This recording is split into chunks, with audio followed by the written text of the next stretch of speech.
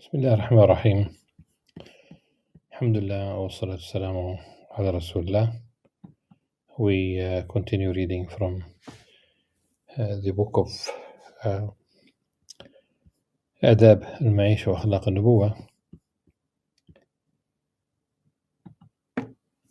This is book 20 of Ihya Ulumuddin, the revival of the religious sciences, Islamic sciences, on the prophetic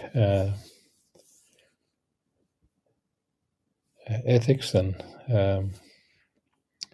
manners. And the very last thing that we read, it was about the Prophet ﷺ accepting gifts, but he would not eat the sadaqah, almsgiving, no matter how small. It could be like a glass of milk, it could be the leg of a rabbit, and that he would reward really the person who gifted him, and that he was followed by the Prophet ﷺ being described in terms of shyness, the most shy he was, sallallahu alaihi wasallam. And then the text moves into other aspects. He would accept the invitation of the young girl, the poor person, the weak and the meek, we might say. And he would, I think this part we did not read. ولا يستكبر عن إجابة الأمة والمسكين يغضب لربه ولا يغضب لنفسه. And he would basically be angry for the sake of Allah subhanahu wa ta'ala, not for his own sake. No ego, and he would go through with matters, even if it means harm for himself or his companions. Truth is extremely important. Standing your own grounds for the sake of Allah subhanahu wa ta'ala. And we move to a different topic practically, still different topic in terms of moving away from eating gifts, accepting gifts, and responding positively to the invitation of a girl or a miskin is a poor person, the meek, if you will. And then the text says that the Prophet ﷺ, while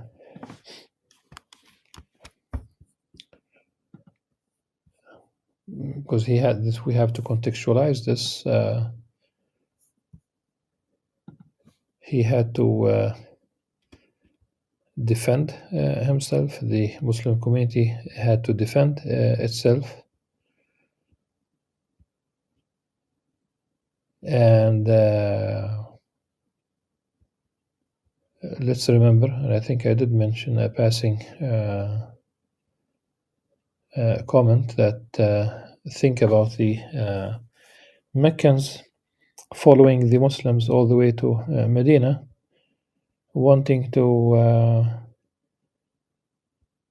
it was like a zero-sum game. They wanted to obliterate the nascent Muslim community because they knew that it will endanger their status, if you will, in the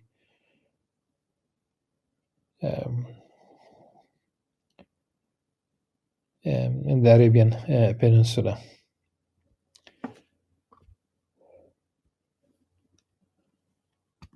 And Badr was in the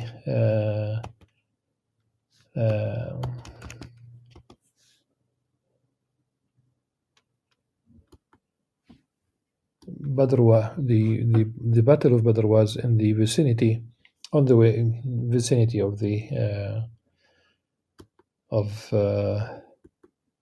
of Medina, and we said that Uhud is literally on the edge of Medina. Like today, if you go from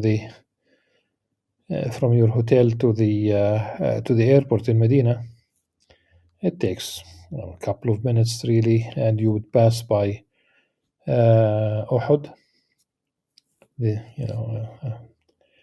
the trench on three sides of Medina, again against the polytheists. So the Muslims did not go to Mecca to avenge themselves. It was the Meccans time and again they went after the Muslims who had to defend themselves, and I think it's extremely important to realize this as a context for the next paragraph, which reads: the Prophet Muhammad ﷺ, while fighting certain polytheists, was offered the help of other polytheists.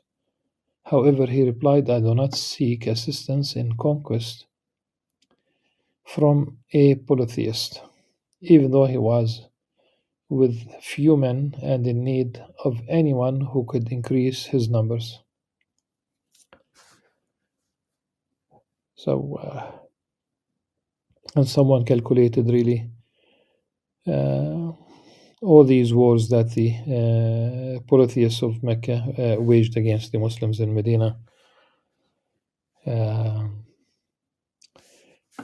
The casualties in all these fights did not reach 1,000, just compared to the 14,000 children who were killed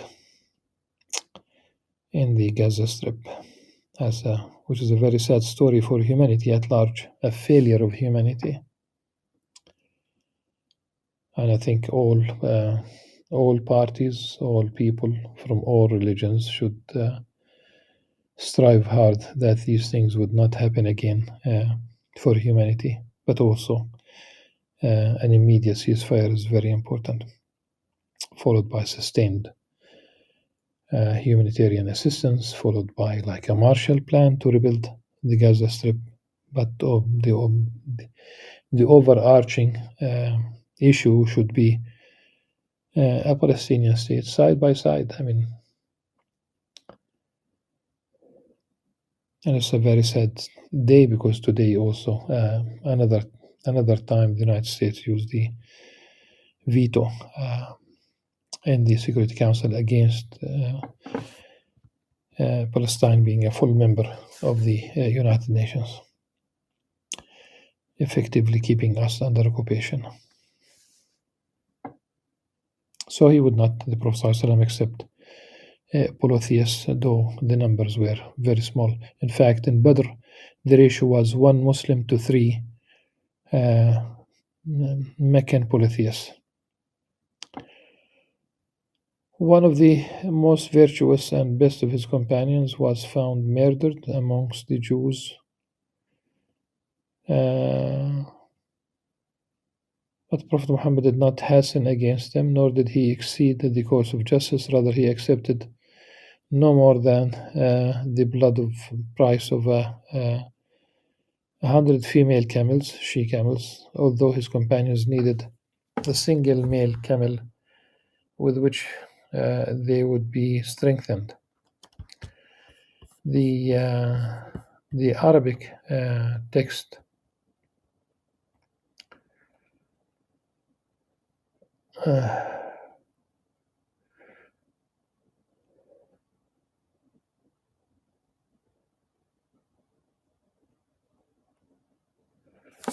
yes. The Prophet, it was one of the best companions. وجد من فضلاء أصحابه وخيارهم قتيلا بين اليهود فلم يحف عليهم. فلم يحف عليهم. He refrained from being unjust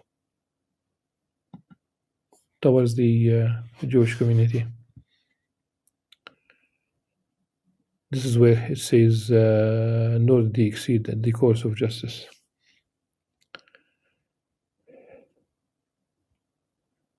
Because of hunger, he at times tightened a stone around his stomach.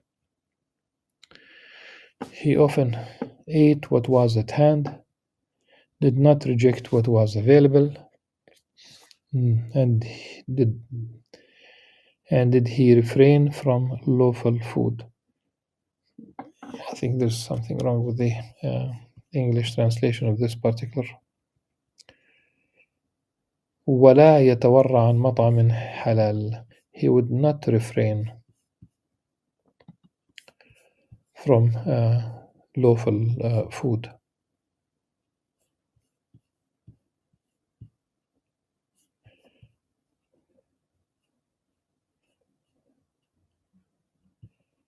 He did not.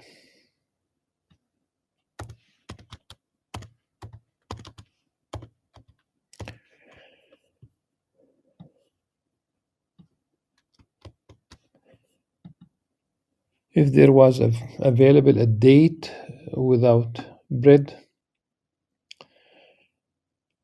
he ate it. If there was roast meat, he ate it.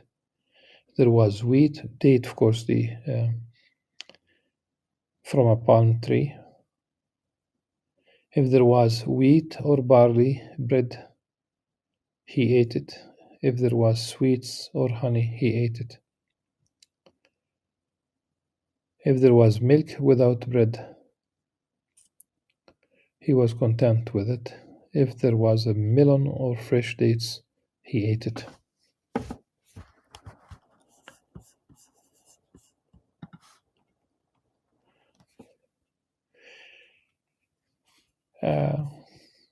Rather than a date in the singular, dates should be. Okay, I think this is. Though they obviously in a different hadith, the Prophet ﷺ invited his companions to share a date, if that's the only thing that they have, like a half a date. Yes.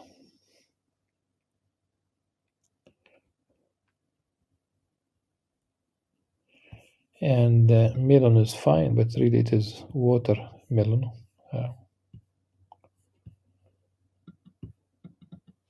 That's very important.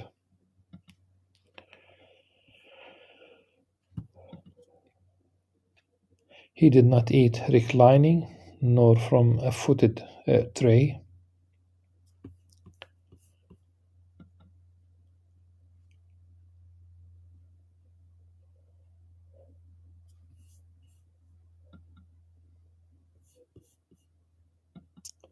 It's not haram to eat from a footed tray or at a table.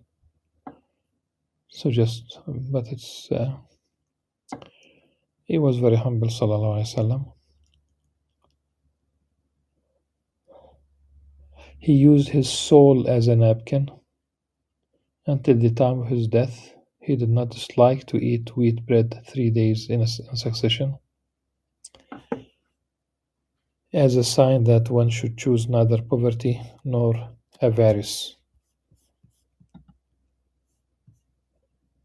I think the translation is a bit different.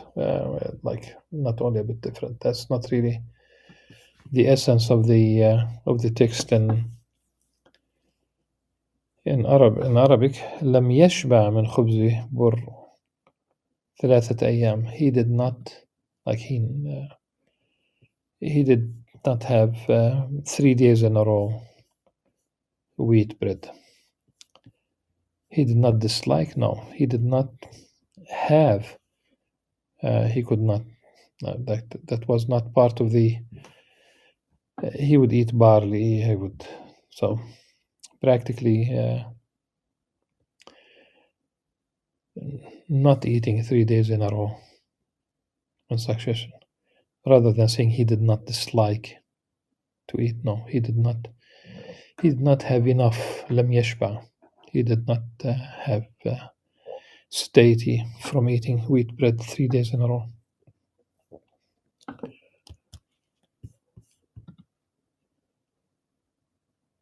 حتى لقي الله تعالى إيثارا على نفسه, giving preference to other people. So he continued like this until he passed away, sallallahu alaihi wasallam.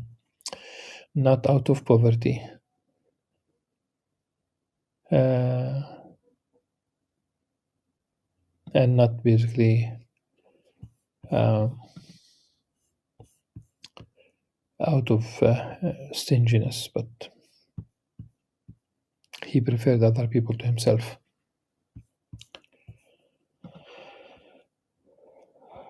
He attended feasts, visited the sick. He attended funerals,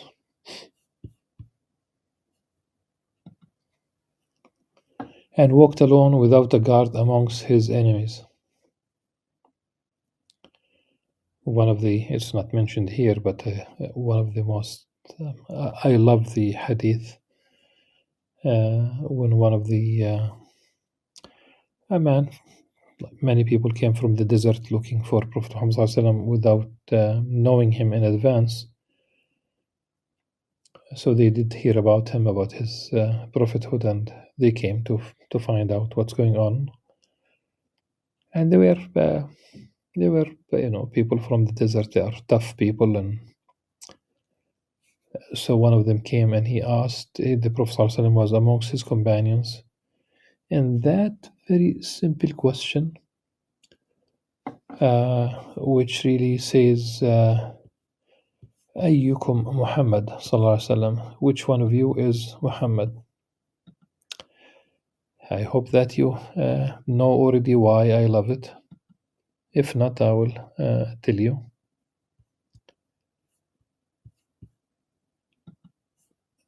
Ayyukum Muhammad, meaning that the Prophet ﷺ did not distinguish himself in any way that would indicate that he is the one. He was literally like any one of his companions. No guard, no throne, no basically throne, no high chair, no, and there were no chairs anyhow. I mean, in that context. This is why the next sentence says, he was the humblest of men, the most silent,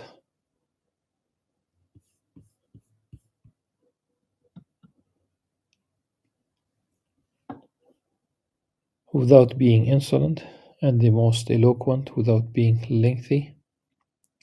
He had the most joyful countenance, none of the affairs of the world awing him. The Prophet Muhammad ﷺ wore what was at hand at times, a cloak covering the whole body, at times a striped cloth garment of Yemen,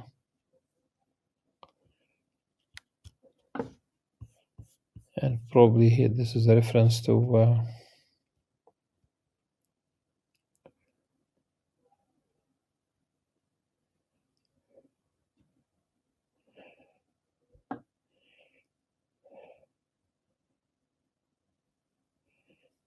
the text does not refer directly to a striped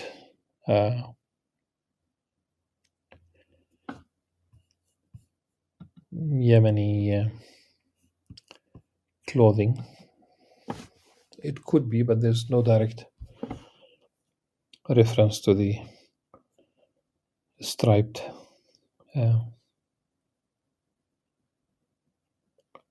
garment. At times a gown of wool, while today I think this one should pay attention that today wool is expensive, At the time and for a long time, wool meant harsh clothing.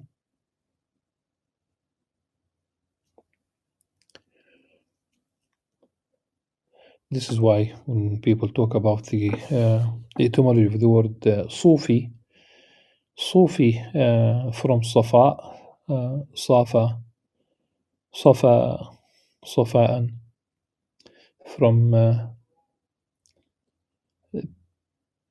purity of the heart, but some people said Sufi from Suf, from wool, meaning one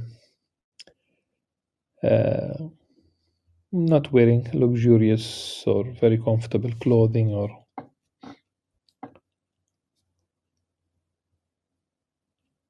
he wore any permissible garment which was available. His signet was of silver, which he wore now on the little finger of his right hand, the pinky, now on that of his left hand.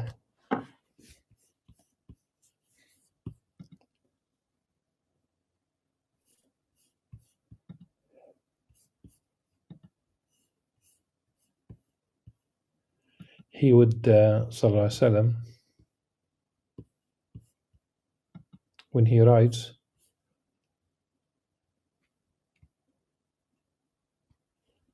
he mounted his servant and others behind him on the same beast.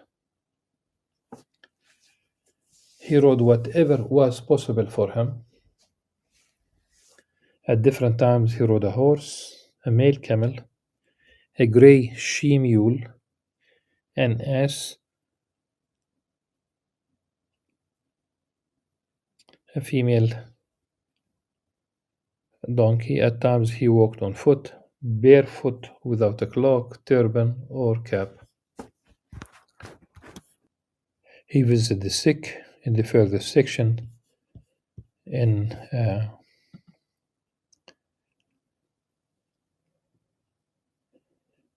the city, meaning in Medina. He loved perfumes, and he disliked foul odors, bad smell. He sat and ate with the poor. He showed regard to the people of virtue for their character, and was intimate with the people of rank because of their piety. He did good for his kindred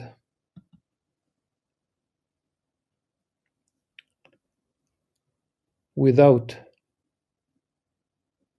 preferring them to him who was more virtuous than they.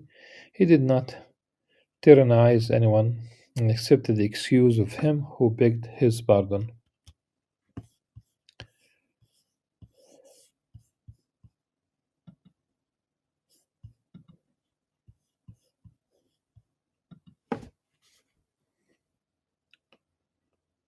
He jested, but he only spoke the truth. He laughed without bursting out into laughter. He witnessed the permitted games and did not disapprove of them. He raced sportingly with his family. Voices were raised against him, but he was patient.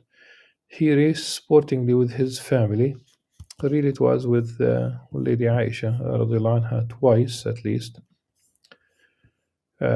When she was younger, she won the race, and when the text, the hadith, was not mentioned here. It does say that when she gained weight, he won the race, and he told her this for that.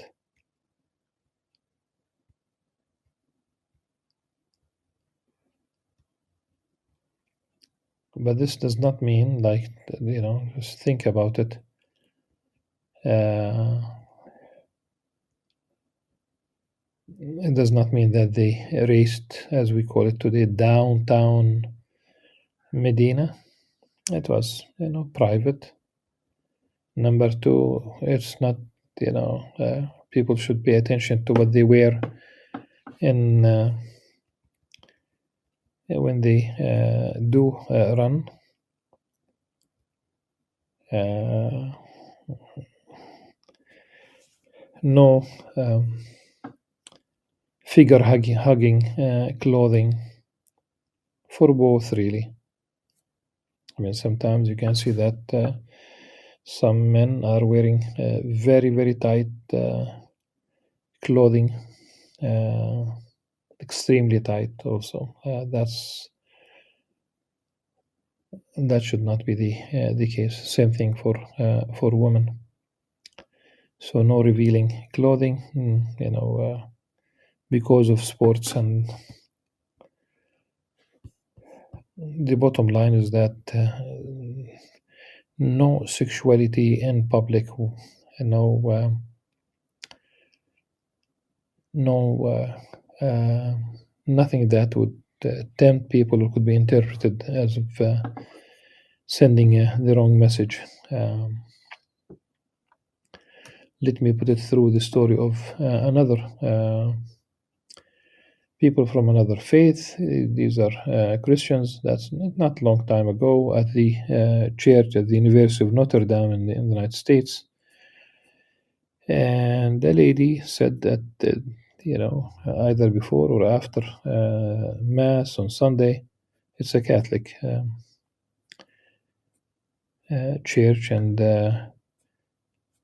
and she just simply told the young ladies to stop wearing leggings to the church, so that they will not distract the men, young men. And by leggings, we mean that women started wearing, even in our part of the world now, these very tight leggings without a shirt, without a jacket, without a blouse, without like covering.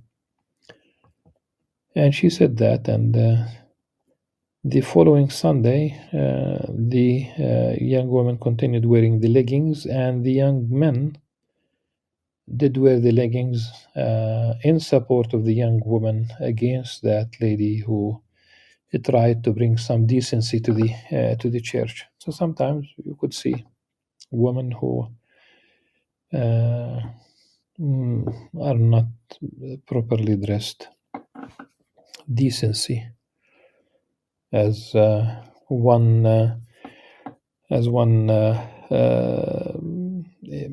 an old evangelical Christian that I met in Florida, and he did say that where are like all the classy ladies, meaning that they would wear something appropriate in public.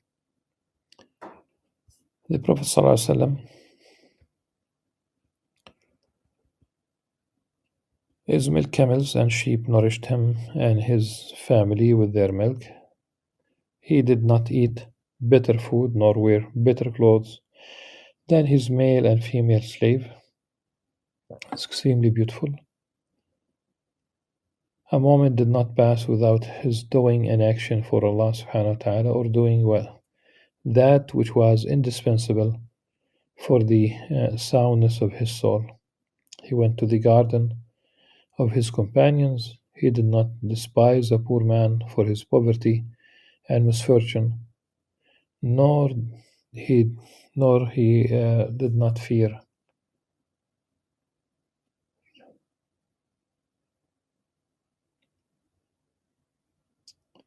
It should be nor he feared the king because of his power. Rather, he urged them equally to Allah. He invited them all to Allah subhanahu wa ta'ala.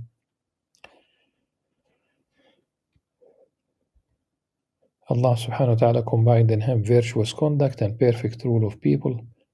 Though he was untaught, unable to read or write, grew up poor amongst the shepherds in the land of ignorance and desert. Ignorant, basically talk about the Jahiliyyah time, and was an orphan without father and mother. Allah subhanahu wa ta'ala taught him all the fine qualities of character, the praiseworthy paths, the reports of the first and the last affairs, the reports of the first and the last affairs.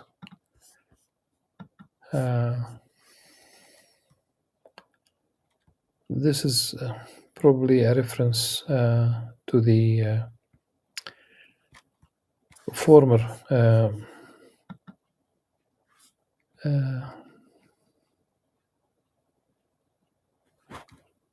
former peoples that came before him along with their prophets.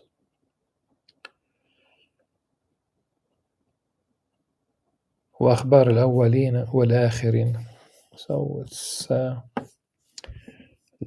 news about the all those who came before and those who will of late also.